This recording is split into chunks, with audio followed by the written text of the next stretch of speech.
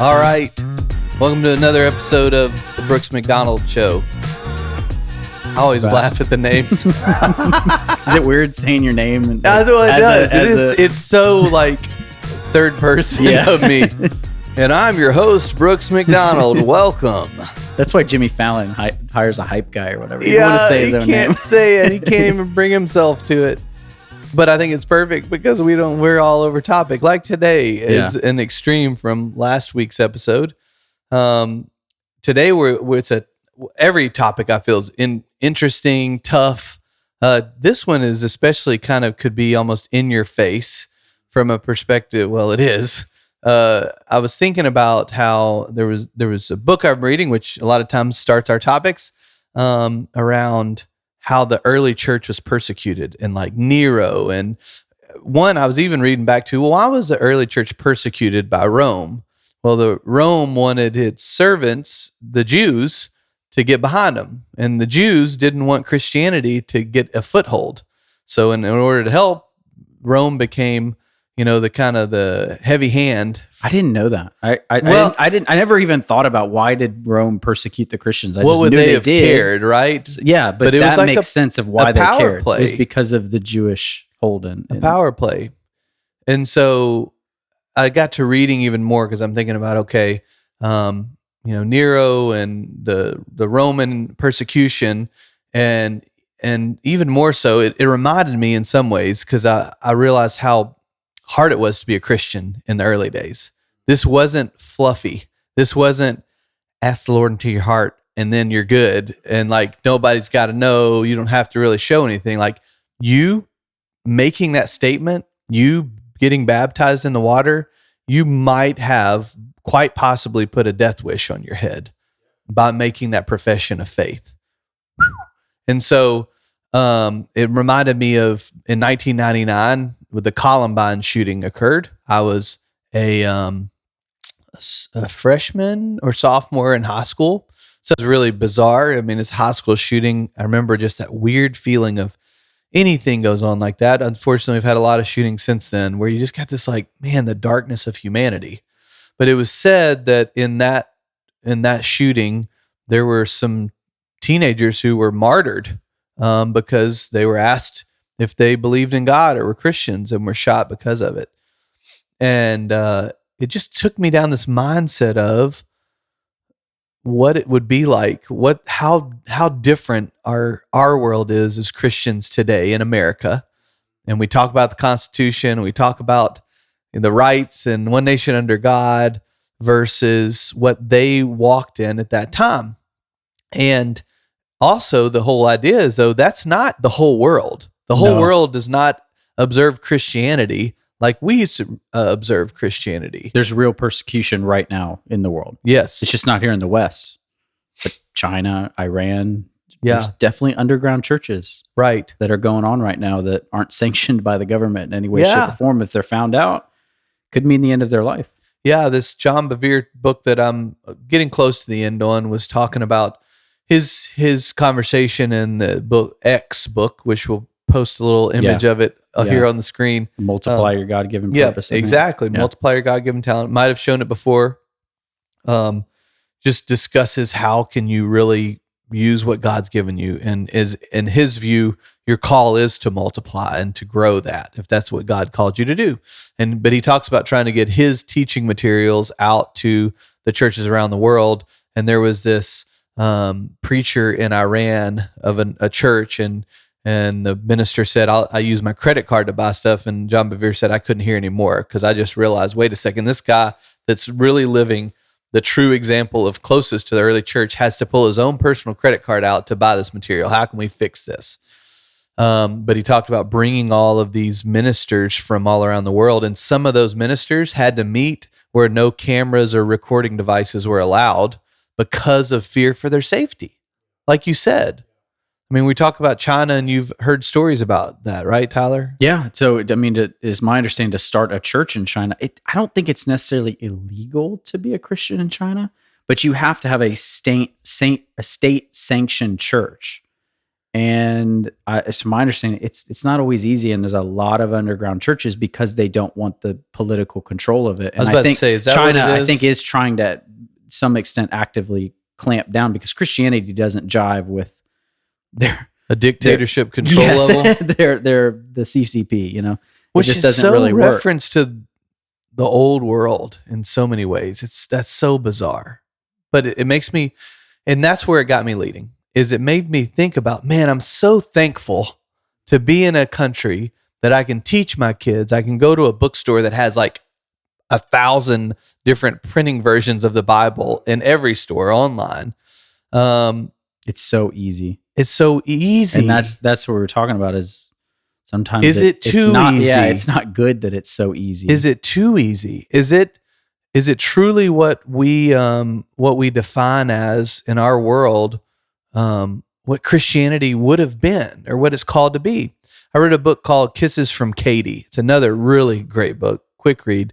Girl in Brentwood, Tennessee went on a mission trip to Africa.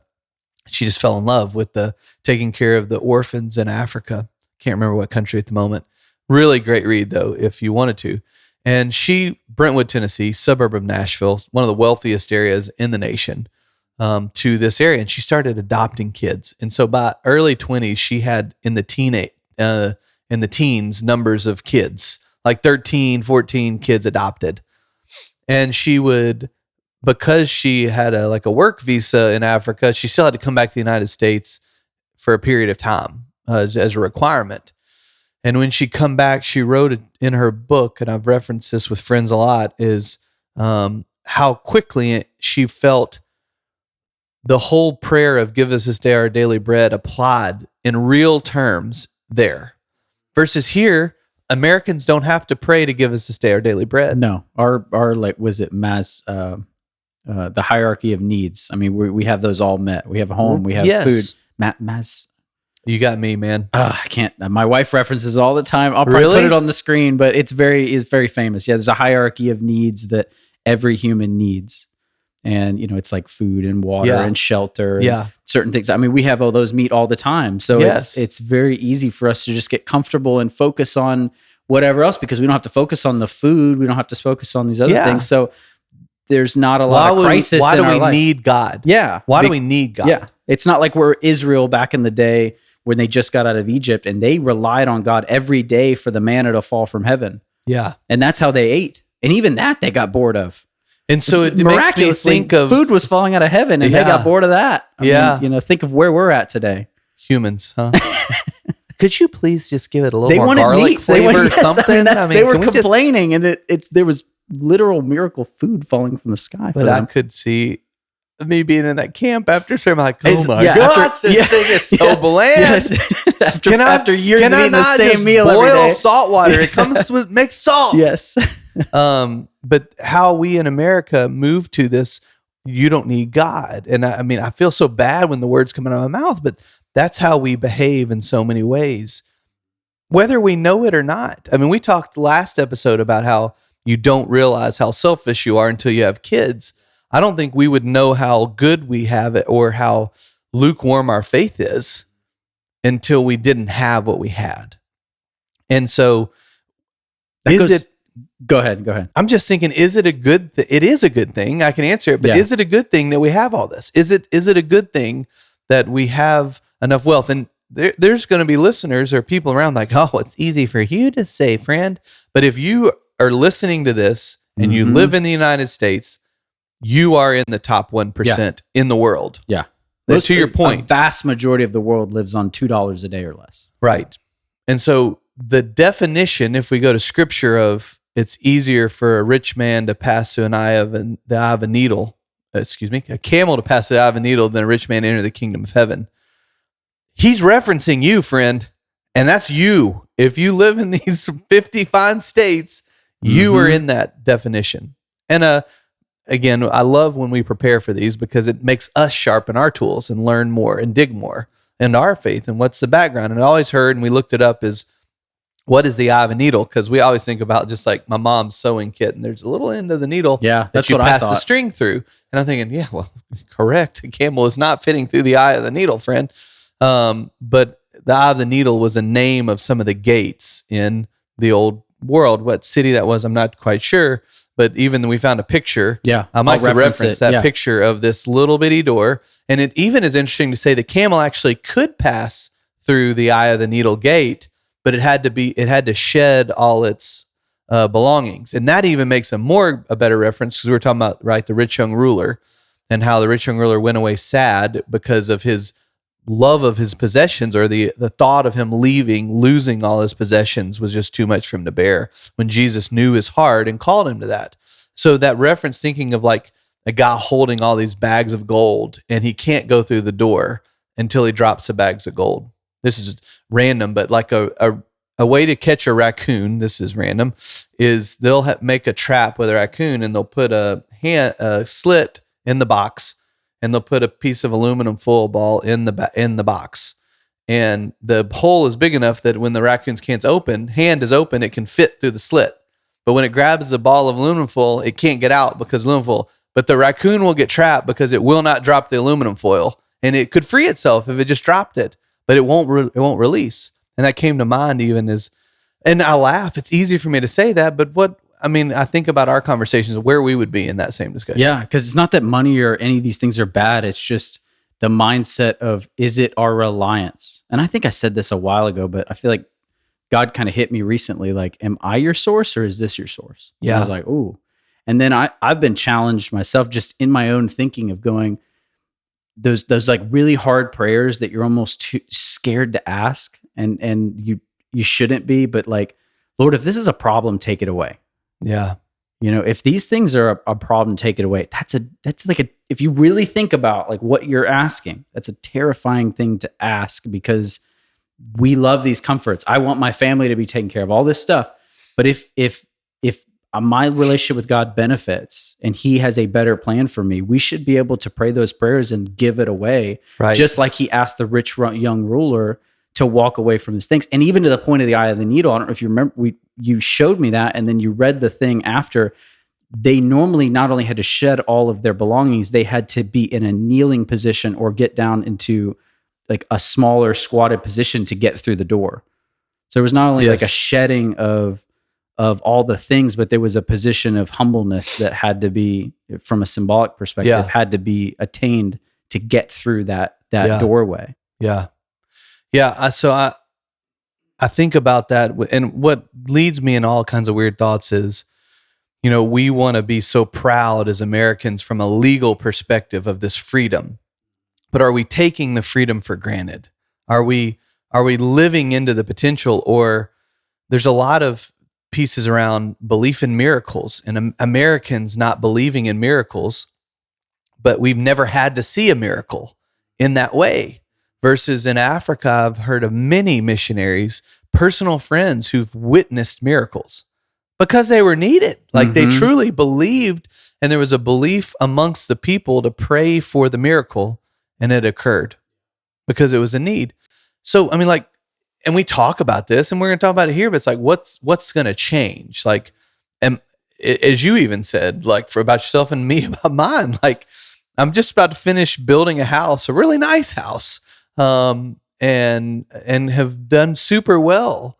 And I talk about even the belief of like, am I willing? I think this is a gut check. I think if anything, I want this episode to be our call to prayer of a gut check of, Lord, try me, search me and try me. Let me find where I'm not giving to you. But, and we talk about this, where you go from there, that'll be other episodes around sharing Christ's love, or sharing Christ's guilt, and how we share truth and love, and the obligation of both. Can be 15 episodes. But at the end of the day, what gratitude are we carrying with us because of where we live? But can that same gratitude be the slippery slope that Satan is using for his best wheelhouse? Because it's easy. Satan loves the lukewarm. Distract them. Keep them busy with menial things, random items, and just keep them to where they're happy and halfway content. And they think they are, because it can keep them away from actually accomplishing the mission that we've been called to do. Have you read the Screw Tape Letters? Yes. There was a reference in there about him talking to the demon. He's like, I'm trying to remember the exact thing, but I think he had the demon kind of set him up to go back to war. Yeah. And the head demon was like, what are you doing? This is going to put him into crisis. Like keep him over here and comfortable. Don't put him in a place where he has to come face to face with his reality in the foxhole. Yeah. Yeah. You know? And I think you said it. Yeah, that was a good quote. There's no atheists in the foxhole. Yeah. Ed Milet referenced that in his recent book, again, The Power of One More. And that's the piece too, when I think about where does our faith lie and why would someone want to follow our faith? That's the hard part, is if we are all suburbanites living with decent enough stuff and your neighbor who's a non-believer is living decent enough stuff, what of your example, if you're the example of Christ, is different about you that would make someone want to follow that faith? Are you living a fully content life, happy, and showing that to others? Because you're right, everyone has blessings here. And I think a lot of people realize, or more realizing, that the things and the money and all this stuff, it doesn't matter. You know, I think Jim Carrey famously said, I wish everybody could be famous and rich to realize that it isn't the answer. Yeah. Yeah. And that, as we say these things, this is us talking to ourselves. Yeah. Just to clarify, not scary being prayers. hypocritical. I mean, these are things I'm thinking about, you know, that we're going through. As we unpack these pieces, another piece that I'd referenced before, I read it again before we started recording today, was if we looked at the 12 apostles, what became of the 12 apostles? And I've read it before and I was reading it again. Every single one of the 12 apostles, maybe all, but especially 13 of the 14, or that the two others would have been Matthias, who was elected to replace Judas, and then they believe Saul, who became Paul. They consider them the 14 apostles. Of the original 12, 11 of the 12 for sure were believed to have been martyred. There's early writing that dated to maybe 100 AD that talk about the evidences of that. And I'm not talking about like easygoing. It was probably most famously was Simon Peter, who was most famous, but he was crucified, but didn't want to be crucified like the Lord, so he's hung upside down on the cross. His brother didn't want to be upside down, but he was hung in the form of an X, so it wouldn't be face up like the cross. So there's an X style of crucifixion. They believe the only one is John. John was, I believe, the youngest of the apostles, who was entrusted with Mary, Jesus' mother. So he became the caretaker of Mary after the cross and was believed to have lived with Mary until she passed away. And after passing away, was believed to have gone on to write his 3 epistles, and then all of a sudden saw the vision for Revelation. And he might have been the one that died of old age, but then there was another reference that he was taking and boiled into a pot in inside a like hot oil, is that what you said? Colosseum, put into a boiling pot of oil. But there was also in that reference, they said he came out unharmed, and that the whole Colosseum came to Christianity because of it. There's another reference to one of the other apostles who, upon questioning in Rome, professed that the guard couldn't help himself and professed also his Christianity, and that in the act, the apostle kissing him on the cheek as he was forgiving, they were beheaded at the same time during that act. All this to say, it's like I got chills up and down my back as I talk about it, because I think about how this ain't your flannel board Christianity. If we think about the little green board where we stuck the little, Bible characters when we were little, is that what is flannel board? You're talking about that felt board. Felt board. Yeah. This ain't your felt board. Yeah. This is real. Honestly, and I think like current day, I think like terrorists. Is that, if you follow me there, like people that would die, they believe in their religion so much they would die for it. Now in a different way. Yeah. Killing other people. We're not pro-terrorism. Not pro-terrorism, but it's a radical faith. Yes. Yeah. A radical faith. But none of that radical faith they weren't on the side holding the spear, holding the axe, holding the crucifix. They were the recipients of it. just like Jesus, they gave it all, laid it up, went without fighting. So this may ruffle feathers, but they weren't in their yard holding their AK-47 saying, I'll die in me with God and I'll take 50 of you down with me. There was no organizing a militia. These were all peaceful churches that... Yeah. And so difference between what we need to do as a country and whatever, but I dare say we shouldn't bring Christianity into that conversation. There shouldn't be any WWJD bracelets worn around that conversation of what that looks like. And that's that prayer. I don't want to be just a follower of God. I'm a Christ follower. And if I think about that, and so, I mean, like evidenced every day, if you've seen it before, and I don't know, you can. A few years ago, I chose to put this big cross, not a little one, but a big cross on my forearm. And it's, in some ways, I've witnessed that cross when I've committed sin. I've witnessed that cross when I've shaken a guy's hand. But I did it on my hand that when I reached out to shake somebody's hand, they would have to see it, that I'm professing a faith right there. And it's really self-accountability. It's not preaching to them, but can I hold myself accountable to what it is? And if that's my prayer, and I'm looking at the way Jesus died, and I think about his closest friends, how do I walk about my day? And I don't necessarily have all the answer to that. I think that the sad part of if you listen to this is we don't have the perfect answer, except professing that God's perfect. I'm not. You're not. No one's perfect, but come approaching that conversation, but I'm not perfect either. So I don't have any right to point a finger on that. Now I can help walk beside you. The Bible says as iron sharpens iron, so one man sharpens another. We can walk through this broken life together to help each other, but it's not in a guilt, shame, persecution perspective. It's both recognizing that we failed miserably. And if you claim you don't, again, as we started about forming this, I've been in a lot of leadership circles and there's discussions around, well, Brooks, why do you go along with a faith that is so self-loathing, meaning like putting yourself down? There's a lot of people like, you should stand strong, stand firm. You're able to do anything. If you're in a room with Tony Robbins, he'll stand up on the stage and he's like, say yes, yes, say yes, yes. As he flips a minivan over. He has you in like this power pose, and you have to like make your move. Yeah, I swear he's the guy that you want on the front when you're getting ready to go into battle to conquer the world. And he wants you, he says, make your decisions in state, be powerful. I'm not saying you can't do that, but he also is the first guy that says in the morning he recognizes gratitude. And if we can't walk into a life of gratitude, and I can't think of many other examples, but Christianity being the best form of gratitude, of waking up every morning and say, God, thank you for my blessings. Thank you for my kids. Thank you for my health. Thank you for everything before me. But what comes after that? Give me more.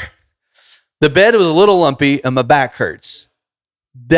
What I read about those apostles is, God, you've given me a situation. Now use me. Put me in a position where I can do your work for you and I can be a servant to you. If you look at even Hindus and monks, it's all about selfless service. And that's the same with Christianity of the Lord I follow. It calls us to selfless service for the people around us. And you'll never be good enough.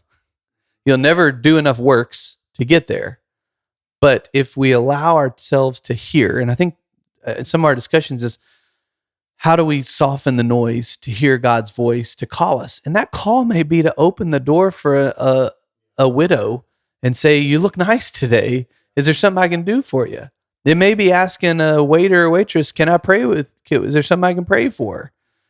It doesn't necessarily have to be hanging on a cross upside down, but it could be.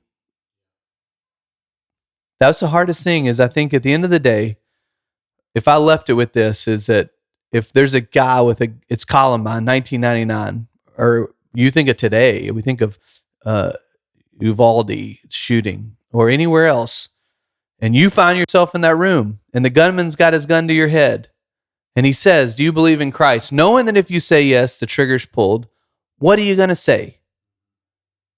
Because there are a lot of people that just say yes to that Christianity, but there's no evidence. And that's what Christ calls us to. Where's the fruit? Where's the fruit of the Spirit?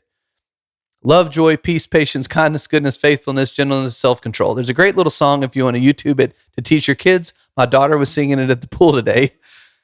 And it's a great reminder. If we're not showing those fruits, if you can't stand up every day, self-control is a tough one for me. If you can't wake up every morning and say, that's where I'm at, then do we really have a good relationship with the Lord? And it's not to make you feel guilt and shame and terrible, but it's a challenge to say, I bet your life would be better and you'd feel better about yourself. You would feel like you're connected to the pulse and accomplishing the purpose if we're living out a way that would produce fruit like that. That's all I got today. Thank you for being here. Thank you for listening. We appreciate your likes, shares, any feedback, conversation. That's what we're here for. Hope you have a great day.